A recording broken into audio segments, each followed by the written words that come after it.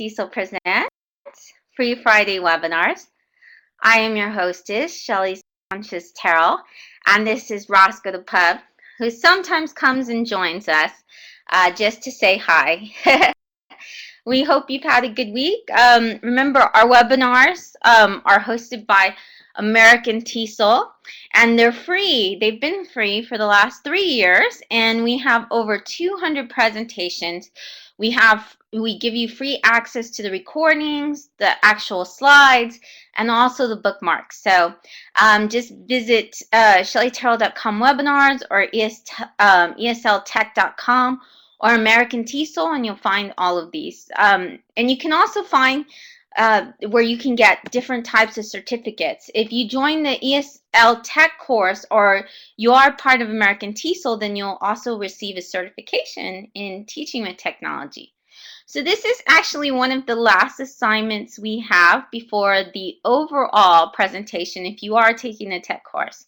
But if you're not, anyone's welcome to join, and this is absolutely free. So we are talking about today how to design a digital poster. And the reason why I think this is a great topic is because if you're very new to teaching with technology, or you want to integrate technology and you want to do it quite quickly, and you don't want to have to take necessarily a lot of time or dedicate a lot of your curriculum to technology because you just don't have the time right now, then having a poster project, a digital poster project, is one of the easiest and quickest ways you can integrate technology.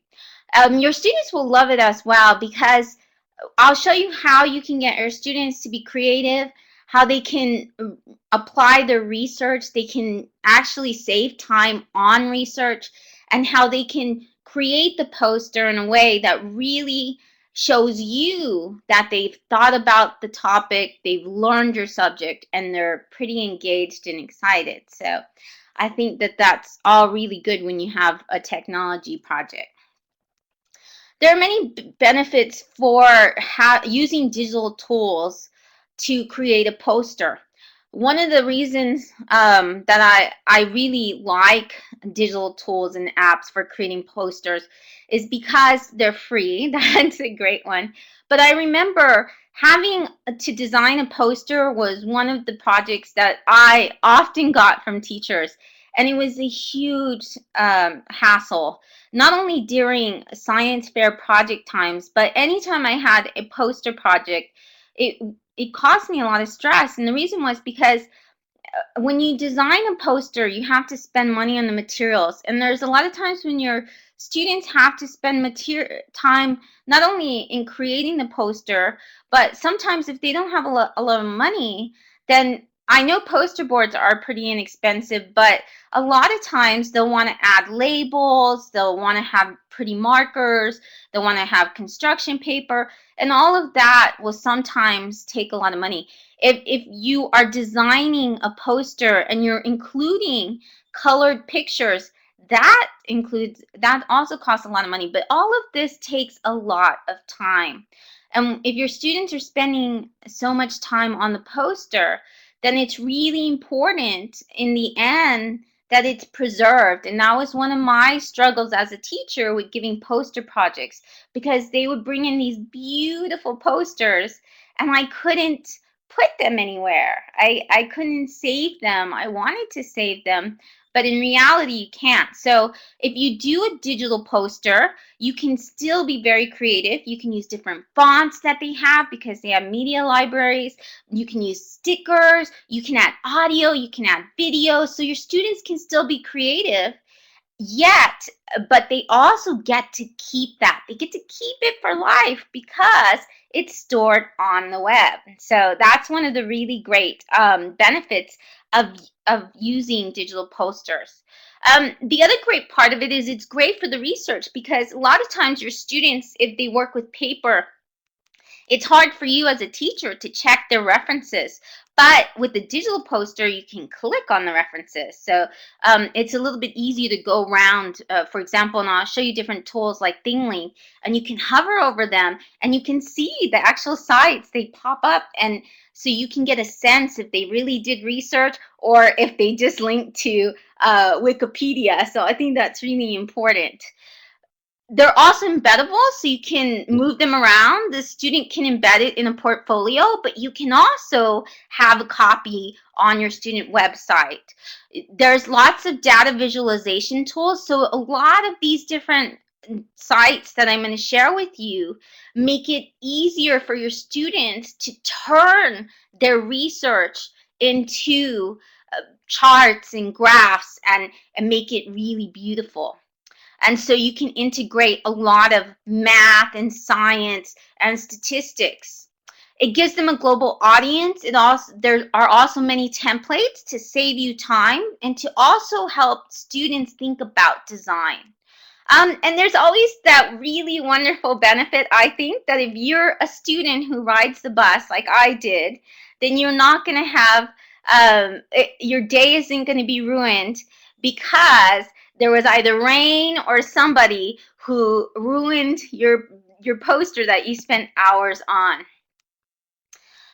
My master's is in teaching English, is in curriculum instruction, ESL, but my bachelor actually wasn't. My bachelor's is English and communication, and the communication that I studied was a specialization in electronic media. So what it meant was that I took courses like visual rhetoric. So I ended up, and I still kept many of my books, and one of them was actually called Visual Rhetoric. I can't find it right now. It's my favorite one. But these are a few of the books that I used, which was Designing Effective Websites. And I still keep them because that course taught me so much about the way to present.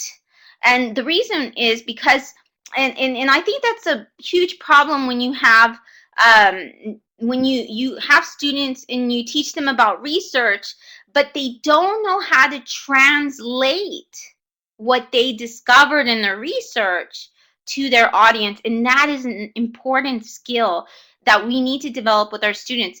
Visual rhetoric is great for language learners because what it means is you're teaching them how to put enough white space, things like don't have a lot of bullet points, don't have huge amounts of text, don't have flashy features or glitter, these kind of things. It's really important that our students begin to think about the design, so that way, now that they have an audience, they have to think about how their peers are going to understand what they studied. So this is something that's really important.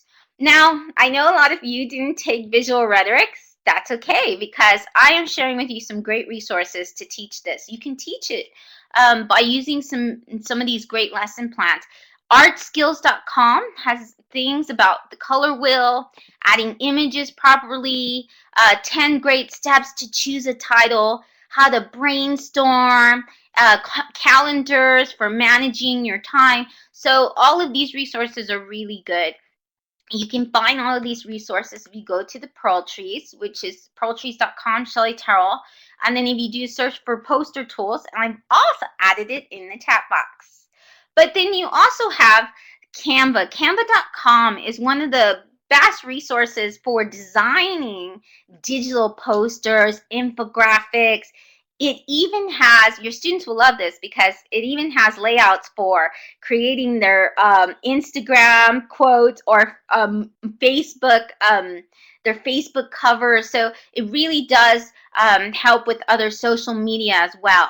But one of the great things is Canva is free. You can go and you can create on the Canva. You do have to sign up for it and register though. So your students will too. It has a great library of different types of images that you can use. And then there are some images that it will ask you to give $1. So it depends. You can always choose the free ones if you want. And that's what I do a lot of times too.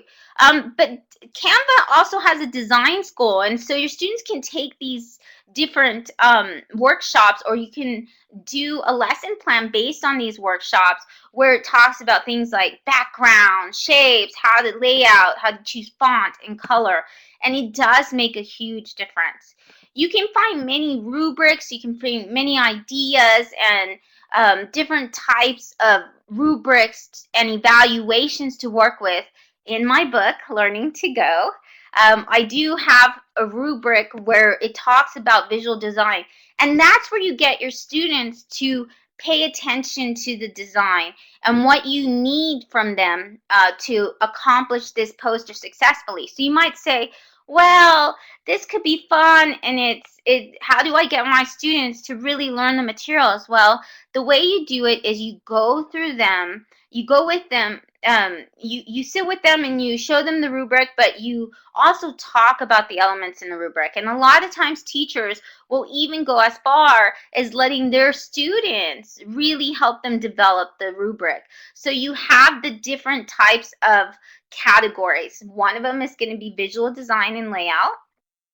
One of them is going to be if you have any requirements, like they have to have certain vocabulary. For example, if you have animals and you say, oh, okay, you have to list 3 animals, then that's your rubric needs to include that. It's also helpful for them to have a checklist.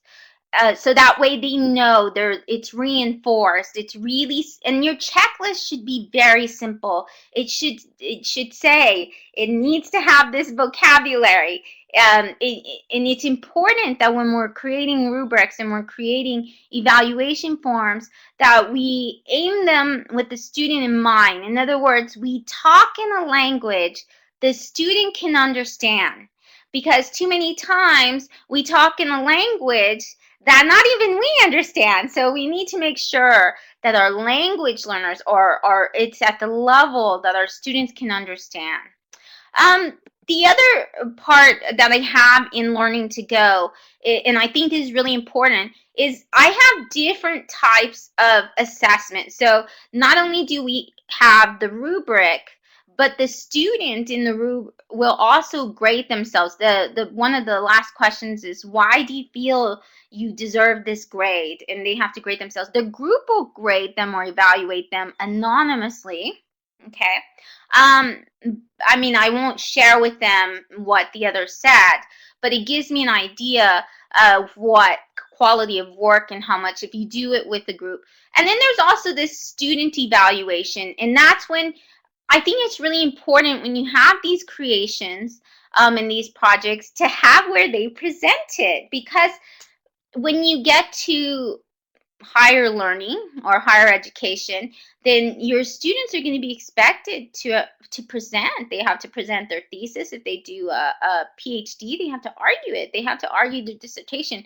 If they're in jobs where they're professional, they have to support their ideas. They have to present them. And too many times, students really struggle with presentation because we didn't give them the opportunity to do that. If you create something digitally, it's a lot easier for them to present and everyone kind of share in the feedback rather than doing a day dedicated to it if you can't always do that. And so I give them this evaluation form, and it asks, okay, so what was your favorite one? Did they convince you of the research? Did they make you have an understanding of the research? And so these are the kind of questions that come when students are evaluating other students. So I think that's really important. I know you're wondering about the tools. So you can find these tools and apps and many more actually bookmarked under the recommended tools and apps in the Pearl Trees. But these are the ones that I recommend. There's literally hundreds, and I have many, many, many that I have bookmarked. But these are the ones that I think, or teachers in general seem to think are much easier to use, and they're free, and they have many different added benefits, such as they give you they have a great database or library of different types of media that you can use. So they have fonts, they have templates, some of them include audio.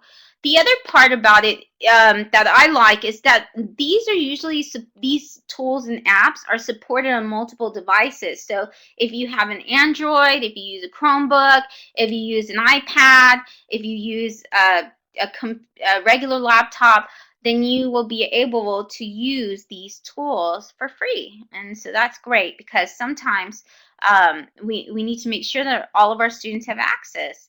And so you have Canva that I told you about. There's TAC. TAC is pretty similar. One of the things I like about TAC is you don't have to register in the beginning. So if you're doing something quick and you want your students to go and just work on the materials, they can. They don't have to register right away. And then to save it, yes, they do have to register. But the added benefit is your students, when you do have that computer time, or you give them this time limit of how much they can work on the digital poster, we know that students will finish at different times, right? So the great thing about working this way is that they can do, if they finish early, that's when they do the registration and save the work. So I think it's really quite wonderful to be able to use these. Bunsy is, you've heard me talk about Bunsy many, many times. I love Bunsy. They're a really great way to make digital posters. ThingLink, another favorite of mine. I'm a ThingLink and Canva, and I think soon to be Bunsy ambassador. So all of these, you can tell, since I'm an ambassador for all of them, I really, really enjoy, well, at least those three, because I just love them so much. I think they're so great for language learners, and they're great for learners in general and students, and they're free. Piktochart is a really great way to create an infographic. You can have links, you can have different types of graphs. ByteSlide is really great too, to have different types of digital scrapbooks. More, you can have a digital flyer in Glogster. My least favorite is Glogster, and I know you love it as teachers, but it's heavy bandwidth, and students may love it, but it's heavy bandwidth. It gets really difficult to use, so it's my least favorite. I actually don't like Glogster anymore, but I put it up there because teachers still like it. I prefer the others, but you can stay with Glogster if you want. So one of the ideas with posters, digital posters, is you can have your students do research. And that's the thing about posters, when you work with posters, is to have your students have them brainstorm a topic and really research and come up with not a way to present the information they find interesting of this particular topic. So whatever you decide they're doing a poster about, then consider having them create an infographic. Infographics are ways to have data visualization. In other words, you make these beautiful, like you can see here in the TED Talk, these beautiful graphs and charts. You tend to find out your students and discover different ways of presenting data and figuring out what's the best way to do that. Am I going to use a scatter plot? Am I going to use a pie chart? Am I going to use a bar graph? They have tons of choices they probably never thought about. The great thing about a digital poster is that the research is actually part of the poster. What they discover, they can hyperlink. They can they can make their images, they can make their text, they can even include a works cited references or bibliography as an additional resource. They can make it, for example, their works cited, they can put it within a Google Doc, and then they can simply add a little link or highlight or hyperlink references, and it'll go great to their works cited. So this is what Canva looks like. Canva, you can use on canva.com. They have a really fantastic free iPad app that allows you to create. It's really incredible what the iPad app does. And the iPad app actually works very well for creating infographics. It's the best app that I know of to create an infographic if you're using a mobile device. And I really enjoy that. The other thing about Canva is that they have free lesson plans now. So recently, and I'll be contributing to these as well, you can find tons of great lesson ideas. They're free. Actually, the lesson plans, they give you the objectives. It's all there for you. They even give you a design book that supports what kind of digital design that your students will have. So Canva is really, really fantastic way, even if you're having them do infographics, if you're having them do different types of flyers, maybe they're going to create a multimedia flyer advertising a restaurant, then they can do that. Piktochart. Piktochart was one of the first ways that I've created infographics. And for someone who struggles with math, which I did for a while, with data visualization, which taking something that I researched and then or a survey or different statistics and then trying to figure out how to present them in a way that would best support it. Well, I think Piktochart really is great for that. It gives you different templates and layouts. Not all the templates are free, but they definitely have a lot that are.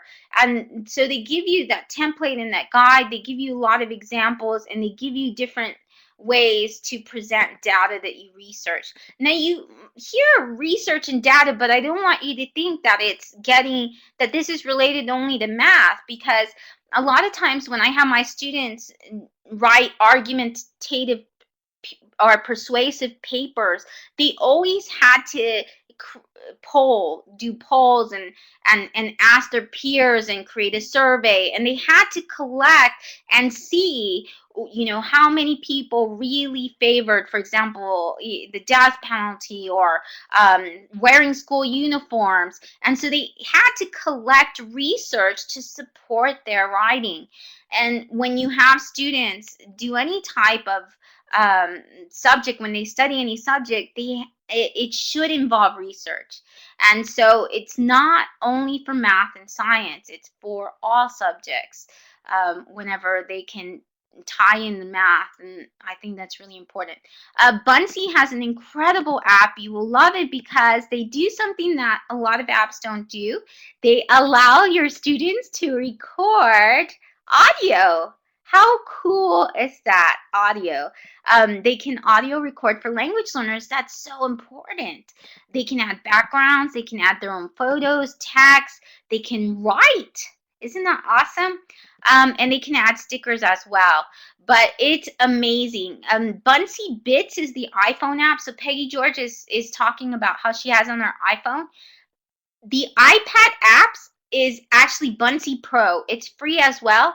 It is amazing. It'll blow your mind. It's way better than the iPhone app. So if you have that. Now you might say, well, you've showed things that are iPad or iOS supported. They're also accessible on the web. So you can definitely use Canva and Bunsy that way. But tac.com you can use on any device. You can use it on your Android. You can use it, I believe, even in your Kindle. So I think that TAC is really, really great. It's very easy. You just simply click create and you start creating. So it's very simple for your students to go in and to just begin the creation. They can add videos. They can make multimedia flyers. They can add different colors. This is what it looks like. You just click in, you choose your colors, your extras, your hyperlink, and all that. ThingLink.com, one of my favorite multimedia tools as well. And this one, it's a little bit different because with ThingLink, you have to include a basic photograph. And then what it does is you can go and you can hyperlink. You can add links to that. So it's kind of good in a way because what you can do is if you have something where you want to do it quick and you want your students to include research, let's say, for example, you have they take a picture of an animal, then they can just go and they can click on different points of what they took, like if they observe the animal in its habitat. Imagine your students have this mission or their task is to go and to research or to observe a bug in its habitat, but of course to take precautions, you know.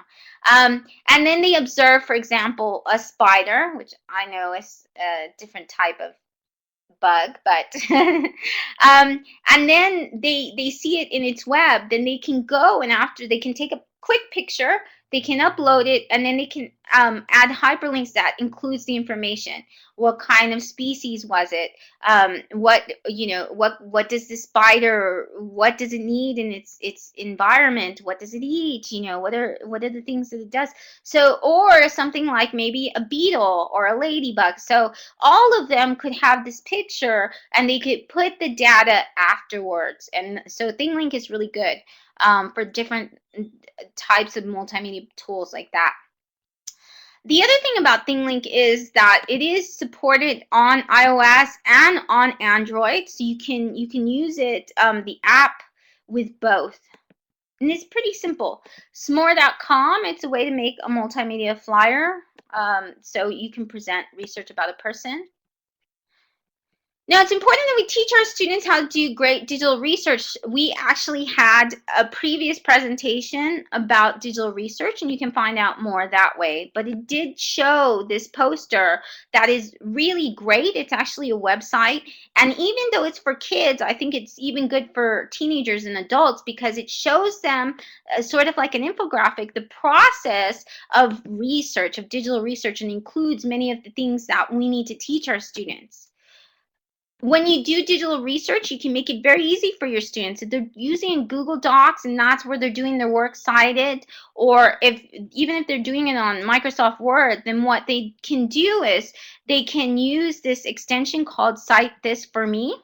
It's on your on your browser. It's a quick way that if they're browsing through the web, they click it and it'll give them the choice of adding to their bibliography APA, MLA, or even Chicago style the reference. So it's really wonderful. Now, if they're doing it on a Google Doc, then it's even easier because they just click the research tool, and the research tool will let them find different pictures and images. So using Google Docs as a basis of planning your digital poster is a really good idea because you can also have them include the research, and it's easy for them to document that research and make a works cited page. They just use under tools, click on research, and this little sidebar will pop up and it'll allow them to search for images. It's also really easy to hyperlink that way. There's also the free EasyBib app that'll let you scan any book or magazine and it'll automatically give you the citation as well. So these are different options that you have. Now, when you have them you choose a tool. I know there's so many different tools that I've introduced you to. So choose which one that you think looks really cool, that you say, hey, I want to try. You don't have to try them all, but choose the one, don't get overwhelmed. Choose the one that you think looks really cool, that you said, wow, that looks really cool. I want to try that tool. When your students have that, when you have them use that tool, or you can have them use a choice, you can give them a choice. Then you have them go through the research, and they can do that with the Google Doc. They can plan the research, they can do the works cited, all of that. Now it's the time that they finish their posters, they're beautiful, and then you need a place to put them all so that way they can comment and they can give each other feedback and you can evaluate them. So how are you going to do that? Well, there's a couple of options. You can embed them in a wiki. You can have your students put them all in one wiki. Sometimes they'll put like little icons and then they'll blow up, okay? You can do something like, or you can have them put them on a blog. You can add them to your LMS like Schoology, or you can have it on, I'm forgetting the other one. You can have them on any LMS that you teach with, Moodle, any of those that you use. You can, but I think what's even better is if you put it within a curation or aggregation social bookmarking tool. So those would be EduClipper, Pinterest, Listly, LiveBinder, or Pearltree. And what it is it's you're probably familiar with Pinterest. It's a great way to collect all of these posters, show the visual, and then your students can also comment and click that they like it. So I think that those are better options. EduClipper is basically it's a little like Pinterest, but it does so much more, and it's made for teachers and students. And all these tools are free, of course. There's always a free version. EduClipper looks like this, so you can collect all the posters in one board. It also has where your students can turn it in through EduClipper. You can always give them a board that has the checklist, the rubrics, and different you can even tag, you can put on there the different guides that, for example, if you use a Canva guide of design, you can tag it all in, and that's their assignment board. That's the way you hand the assignment. You can give them digital badges for if somebody does a really great research, you can give a badge for great research, necessarily not make that part of, some students are going to be better at that than the grade. So EduClipper has badges within it. You can do something where great researcher, or something where great drawer, and things like that. I use Pinterest as well. So Rachel in France said that she uses Pinterest, and I do as well. That's what I've used with my students. It works. I really like Pinterest because it shows all of their presentations, and it comes out very visual, and it's nice. The only thing I don't like about Pinterest, it doesn't automatically lead to what they created, and you have to go through 3 clicks before that happens. So that's a little annoying for me, but I know Pearltrees will do that. If you want to give them a choice of poster tools to use, which is what I do with my students, I create a student sandbox or digital sandbox. I've used Symbaloo. Now I'm using Pearltree. And what I do is I can put all these poster tools in one Symbaloo, and then my students, that's what they get to choose. They can play, they can decide. I list the tasks, and then I give them the tools, and so they can decide for themselves. If you're working in a BYOT, bring your own technology or device situation, then the digital sandbox is really great. So your students have options in case they have different devices and they're not supported. We need to teach them to remix materials by others responsibly. In other words, attribute. If they're using audio or video, then they have to properly give credit. And there are sometimes when you can use public domain, when you can use it from the public domain, and you can use it without giving credit. So if that's something, or you don't have to, or you could, there's difference between Creative Commons and the public domain. And both are free, but sometimes you don't have to give attribution to the public domain. So pond5.com is a new site I just learned about this week. It has audio, video, and all of these 3D models, images. All of these can be included in a multimedia poster. And you can, of course, find that in a previous presentation as well. Uh-ohs. Why is this not? Okay. So we're going to, how do you make your digital posters? I don't know why it's not coming out, but you'll be able to see it, I hope, on the presentation. But how do you make your digital poster? Let's say you have a poster and you have to do presentation at a conference. You can use digital tools to make that poster much better. And so you can use tools, for example, like you can have QR codes, and they can scan your poster to find more information, or you can have augmented reality with Erasma. Erasma is a free tool. So this is ways that if you have a poster, a physical poster presentation, you can get your audience to interact with the poster, and you can use these digital tools to give them more, to let them research more, search more, engage them with what you're talking about. Kathy Schrock, one of the best people in technology, has, if you go to sharkguide.net, you'll find everything. But you'll also find many different types of assessments and rubrics specifically for poster presentations. She has a list of them. These are two I found, Glockster rubric, and then also regular digital poster rubric. So you're welcome to use these. You don't have to reinvent the wheel, and adapt them, change them so they meet your settings.